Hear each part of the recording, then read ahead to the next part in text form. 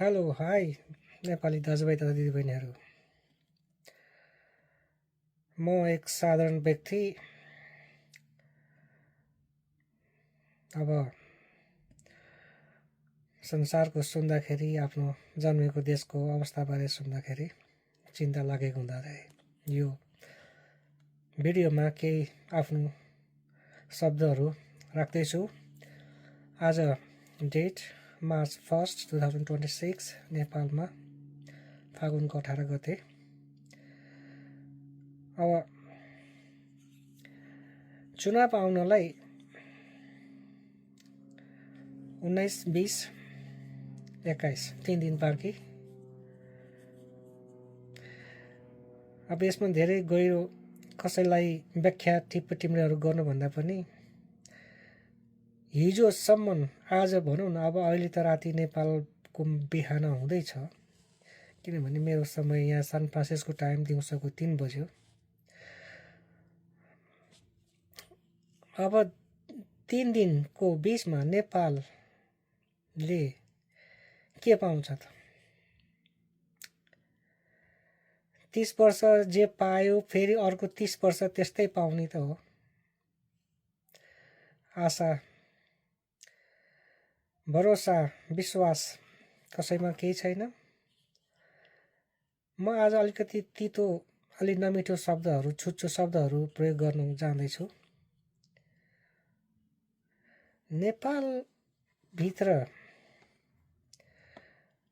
र बाहिर विदेशमा गएर धेरै वर्ष बसे तापनि नेपालकै परिवेशमा, नेपालकै दिमागमा लिएर हिँड्नेहरू जो हुनुहुन्छ नि, हुन त उहाँहरू लेडिज और जेन्टलमेन जो पनि हुनुहुन्छ, उहाँहरूसँग हायर एजुकेसन छ, डिग्रिजहरू छ, पिएचडीहरू पनि छ, संसारलाई बुझ्नु भएको छ। म आफूलाई संसारको सबभन्दा व्यक्ति जान्ने सुन्ने व्यक्ति भन्दै हुनुहुन्छ। तर नेपाली भनौँ 80% नेपाली अहिलेका जो युवा युवतीहरू, जो धनी धनाढ्यहरू, जो जति बुझ्नुहुन्छ नि, तँहरू भन्छु म तिमीहरूलाई चाहिँ के, चाहे महिला चाहे पुरुष, तँहरू होस् के, तँहरूले गर्दै नेपाललाई खत्तम बनाइस्। किनभने खालि नेतालाई गाली गरेछ, खालि नेताले देश खायो भने चाहिँ नेताले कति खायो, के खायो? त्यो नेताले त सिग्नेचर गरेर देशको ढुकुटीको सम्पत्तिलाई चाहिँ प्राइभेटकरण गरेर तिमीहरूलाई नै खुवाएको त हो नि। एउटा नेताले 10 लाख 20 लाख भनौँ न, लगभग 1 करोडसम्म जनतालाई हातमा लिनको लागि उसले जति पनि देशको ढुकुटीबाट लिएको सम्पत्तिलाई तिमीहरूलाई नै बाँडेर खुवाए त। तिमीहरूले नै विश्वभरि घुम्न पाइराखेका छौ, विश्वभरि पढ्न गइराखेका छौ, एजुकेसनको लागि विश्वमा व्यापार केन्द्रहरू खोलिराखेका छौ, नेपालको सम्पत्ति लगेर व्यवसाय गरिराखेका छौ, नेपालभित्र गरिराखेका छौ। अनि तिमीहरूको बाउ बाजेको पुर्खामा तिम्रो गाउँले जनताका किसानका छोराछोरी अहिले चाहिँ अरबौँ अर्ब खरबौँको सहरमा बिल्डिङ ठहराउने, व्यापार गर्ने, व्यवसाय गर्ने पुरै संसार तिमीहरूले चलाइराखेका छौ त। तिमीहरू कर्मचारी भनौ, तिमीहरू जनताहरू भनौ, व्यापारी भनौ, नेता भनौ, अनि विशेष गरी चाहिँ नेताका जो श्रीमतीहरू छन्, अहिलेसम्म कुनै पनि नेताको श्रीमतीहरूको कुनै प्रोफेसनली डायरी कहीँ देखाएको छ तिमीहरूले? पढ्न त तिनीहरूले पढ्या होला, उनीहरूको टाइममा डिग्रिज पनि होला, पिएचडी पनि होला, तर श्रीमान या कसैको चाहिँ श्रीमती मन्त्री या फेरि समथिङ ठुलो अफिसर लेभल, हायर स्ट्यान्डर्डको अफिसर, गभर्मेन्टको सर्भेन्ट भइसकेपछि चाहे एउटा घरमा एउटा श्रीमान श्रीमती कुनै संसद मन्त्री या कुनै गभर्मेन्टको हायर लेभलको या मिडियम लेभलको चाहिँ सर्भेन्टको हुनुहुन्छ, उहाँहरूले चाहिँ केही गर्नु नपर्ने रे के। अनि उहाँहरूको छोराछोरी नाति नातिनासम्म 7 पुस्तेले केही दुःख मेहनत गर्नु नपर्ने। एउटाले देशलाई लुटेर खाएपछि त्यसले खाएकोले सारा संसारलाई, दाजुभाइ दिदीबहिनी अनि आफन्त नाता माउली गाउँले भनौँ, सारा संसार 7 पुस्तालाई 10 हात सबैलाई खुवाएको छ नि। यही हो तिम्रो गल्ती चाहिँ। अब म एउटा आज मैले यो भिडियोको टाइटल चाहिँ अब चुनावपछि नयाँ आउने जो नयाँ पार्टी नयाँ युवा नेताहरू भन्ने छ नि 2-3टा 4 यो भुसडे भगोडाहरू, यिनीहरूका अहिलेसम्म त 3टा टाउके अनि 3टा टाउकीका 2टा श्रीमतीहरू चाहिँ घुसखोरीमा मुसिया थिएनन्, जस्तो ओली या प्रचण्डको त अब भइगयो। अनि एउटा आरजु देवा भन्ने चाहिँ ले देशलाई आफ्नो छोराको लागि पुरा देश नै बेचेर देशको जनता मान्छे हुमान नै तस्करी नै गराएर सम्पत्ति अकुत सम्पत्ति कमाइन्। उनको नाम थियो आरजु देउबा। आरजु देउबा यस्तो महिला जो विश्वमा अहिलेसम्म जति पनि यो देशलाई लुट्ने काम यिनले जति अरू कसैले गरेन होला। आरजु देउबा नेपाल आमा, तपाईलाई प्रणाम नमस्कार। तपाईले जति विकास गर्नुभयो देशलाई या आफ्नो छोराको लागि, तपाईलाई धेरै धेरै धन्यवाद। अब यो नयाँ पार्टीहरूबाट जो सरकार बन्दैछ चुनाव पछाडि, त्यसमा अहिलेसम्म त एउटा आरजु देउबाले देश लुटिन्, आफ्नो छोरालाई सम्पत्ति कमाइन् भन्ने थियो। अब 7वटा भन्दा बढी आरजु देउबिनीहरू आउँदैछन् नयाँहरू, त्यस्तै सिमिलर। अनि फर्स्टमा चाहिँ अब बाबुराम भट्टराईका जो श्रीमती जो हिसिलायामी जो पहिला हुनुहुन्थ्यो, उहाँले कुनै मन्त्रालय पनि पहिला चलाउनु भयो। उहाँलाई एक्सपिरियन्स छ आफ्नो माइती गाउँलेलाई पोसाउने, आफ्नो नाता आफन्तलाई खुवाउने। उहाँ चाहिँ नेपालको महारानी पदमा हुनुहुन्छ र नयाँ आउने अलिकति नयाँ फेस भएका मन्त्रीहरूका जो प्रधानमन्त्री जो हुँदैछन् तिनीहरूका श्रीमतीहरूलाई चाहिँ शिक्षा दिने उहाँ चाहिँ महारानी महागुरु हुनुहुन्छ। फेरि अब 7वटा भन्दा बढी आरजु देउबा उत्पादन गर्न गइरहेको छ नेपाल चुनाव पछाडि।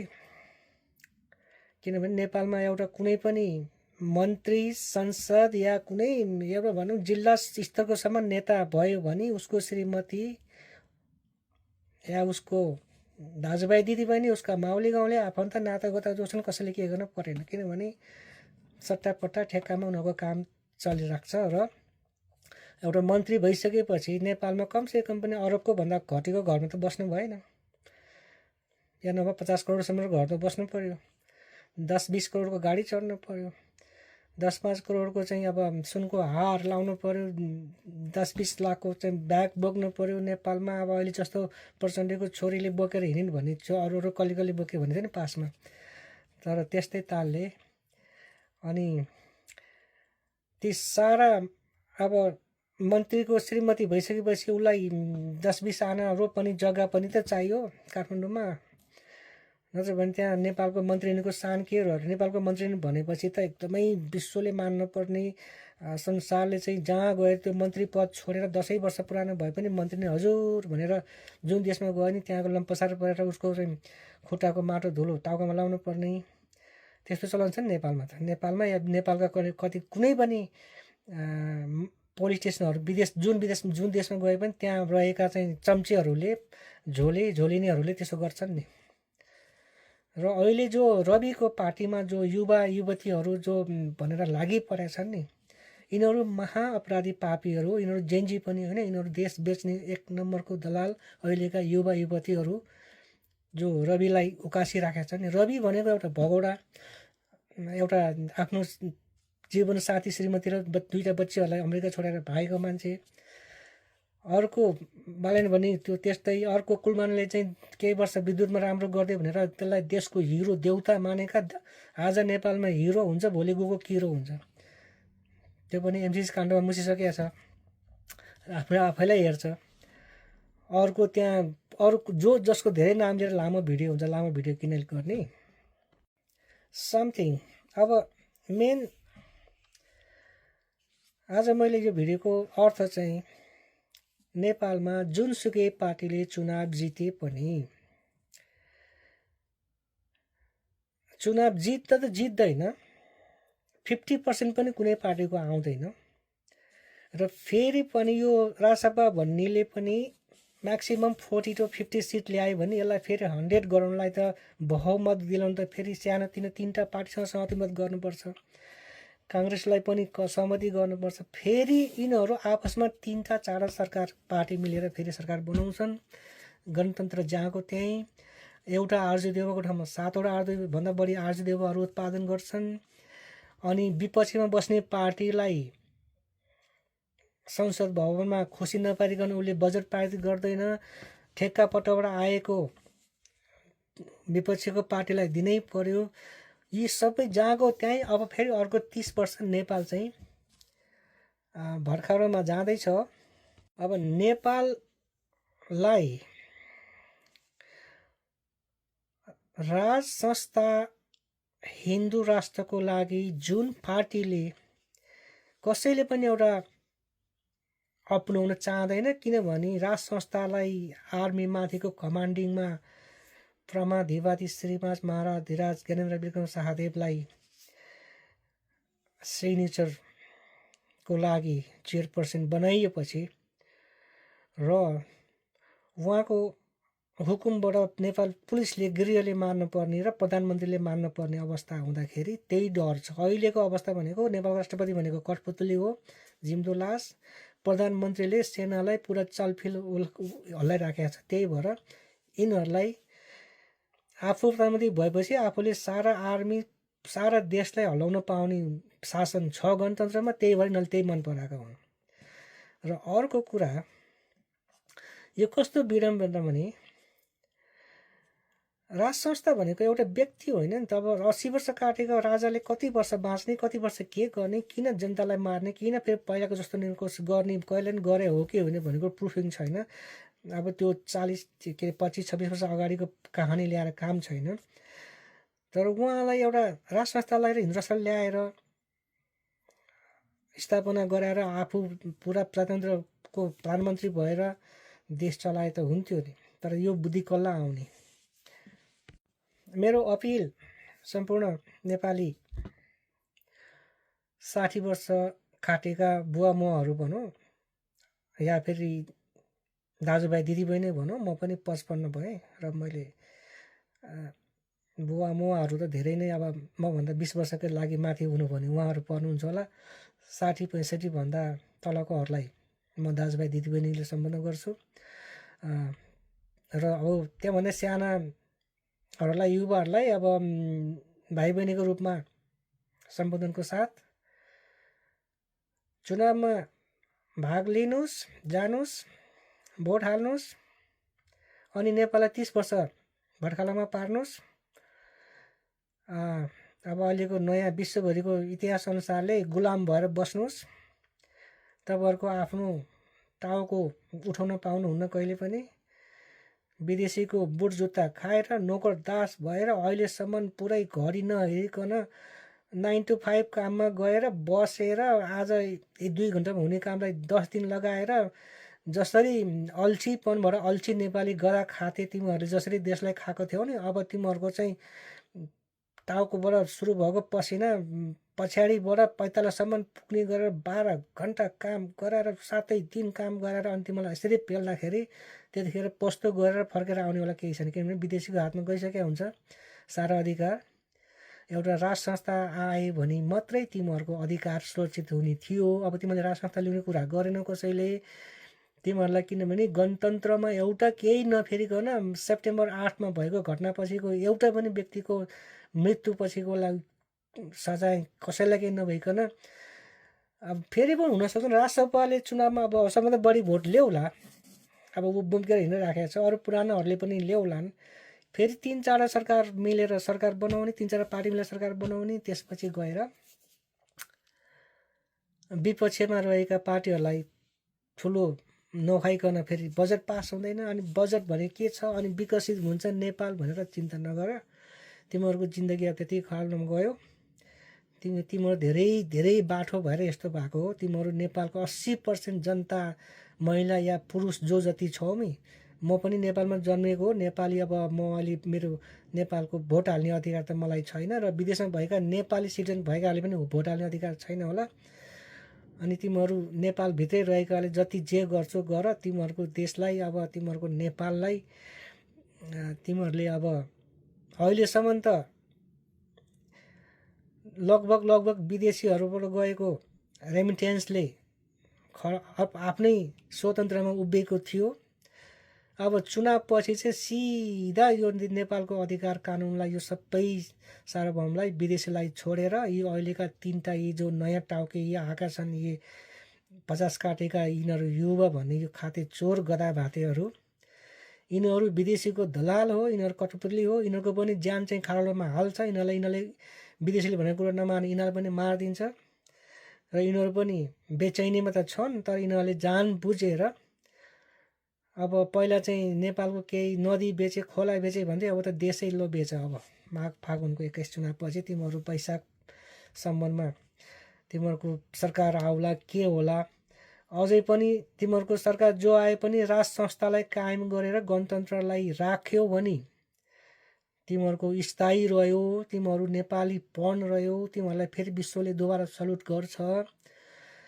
चुनाव जितिसकेपछि फेरि राज संस्थालाई कुनै ठाउँमा एउटा स्थान नदिकन फेरि तिमी त्यही अब पहिलाकै कुहिएको गणतन्त्रलाई फेरि जस्ताको तस्तै बिउजाएर जान्छौ भने तिमीहरूको अब चाहिँ बमबारीमा कति को मर्छ, कहाँ के हुन्छ, तिमीहरूको अब अस्तित्व रहँदैन। हो, म पनि नेपालमा जानेको माया लाग्छ, त्यही भएर कराइराखेको छु अहिले, नत्र म किन बोल्ने। अब हामी भनेको विदेशका नागरिक रहेका जति पनि हजारौँ होलान्, लाखौँको सङ्ख्यामा पनि होलान्, जुन देशमा छन् विदेशको नागरिकता लिएर बसेका नेपालीहरू दाजुभाइ जन्मेका दाजुभाइ दिदीबहिनीहरू, उहाँहरू चाहिँ नेपाल जाँदाखेरि भिसा तिरेर 1-1.5 महिना घुमेर मात्रै आउने कुरा छ। तर नेपालको भलो हित चाहिँ कहिले हुँदैन।